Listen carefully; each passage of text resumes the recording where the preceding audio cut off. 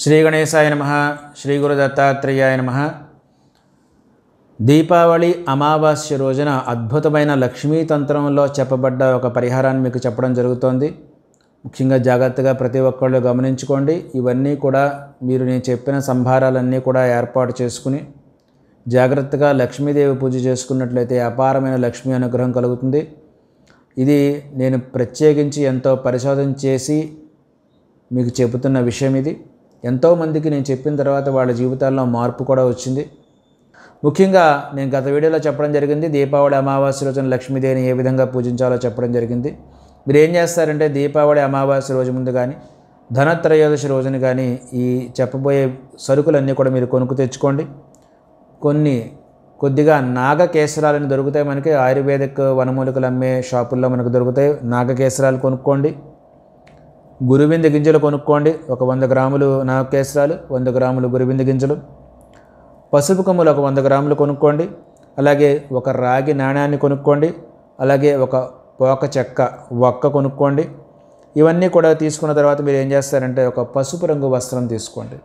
ఒక పసుపు రంగు వస్త్రం తీసుకోండి, లేకపోతే ఎరుపు రంగు వస్త్రం.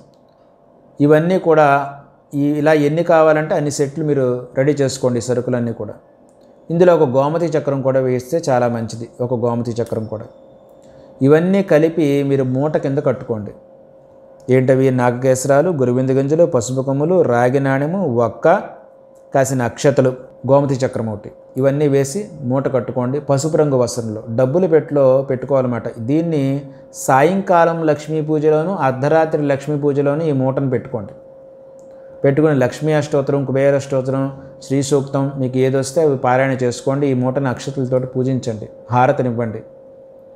హారతి ఇచ్చేటప్పుడు కూడా మీరు ప్రార్థన చేసుకోండి, నా జీవితంలో మంచి మార్పు రావాలి, మహాలక్ష్మి అనుగ్రహం కలగాలని భావించేసి మీరు ఎక్కడైతే డబ్బులు పెట్టుకుంటారో పసుపు రంగు వస్త్రంలో కట్టిన మూటనేమో డబ్బులు పెట్టుకునే చోట పెట్టుకోండి. దీనివల్ల మనకు ధన సంపదలు అనేవి చేకూరుతాయి.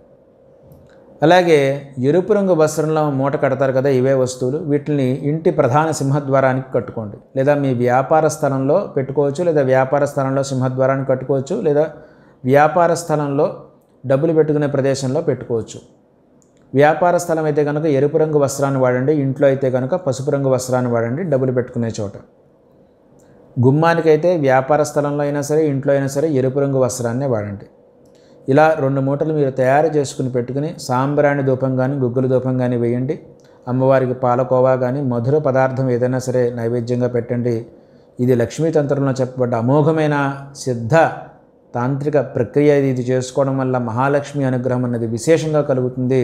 ప్రతి ఒక్కరూ కూడా ఈ విధంగా చేసుకోవడానికి ప్రయత్నం చేయండి.